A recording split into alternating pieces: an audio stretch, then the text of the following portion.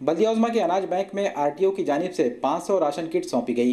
Corona curfew में गरीबों की मदद के लिए आरटीओ भी आगे आ गई है। आरटीओ महकमे की जानिब से गरीबों के लिए 500 राशन किट्स तैयार की गई हैं। इन किटों को बल्दिया उज़्मा की अनाज बैंक में दिया जा रहा है ताकि गरीब और मुस्तहक अफराद तक इन किटों को पहुँचाया जा सके। बल्दिया उज़्मा के अफचल नगर सेंटर पर इन किट्स को पहुँचा दिया गया है। इस मौके पर नायब आरटीओ ऑफिसर अविनाश राउत और असिस्टेंट आरटीओ राहुल जाधव समेत आरटीओ के दीगर जिम्मेदारान भी मौजूद थे। कोरोना 19च्या पार्श्वभूमीवर माननीय जिल्हाधिकारी विपिन सर, माननीय अतिरिक्त जिल्हाधिकारी परदेशी सर यांनी आवाहन केल्यानुसार जे गरजू व्यक्ती आहेत त्यांना ह्या अत्यावश्यक वस्तू किंवा जी एक किट बनवलेली आहे ते देण्याचे आवाहन करण्यात आले होते।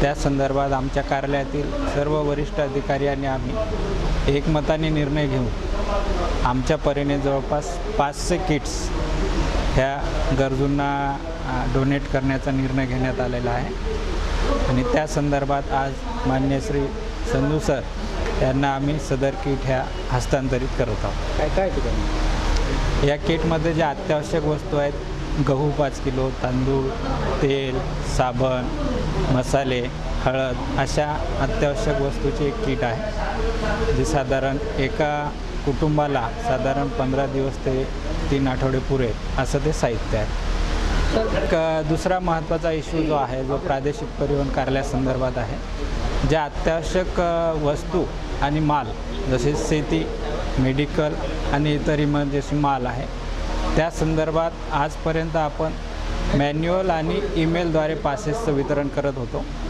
परंतु महाराष्ट्र शासन आणि NIC यांच्या संयुक्त विद्यमानाने आता नवीन प्रणाली तयार करण्यात आलेली आहे ज्याला पासेस असं म्हणू।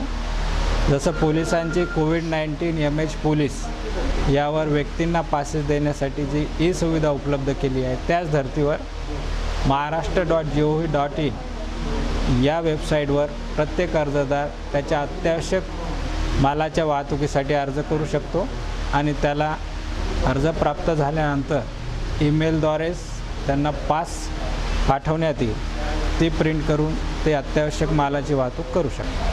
कोरोना या विषाणु का संसर्ग बढ़ने की वजह से पूरे देश में लॉकडाउन की परिस्थिति है और लॉकडाउन होने के कारण से जो गरीब जनता है जिन्हें खाने को परेशानी हो रही है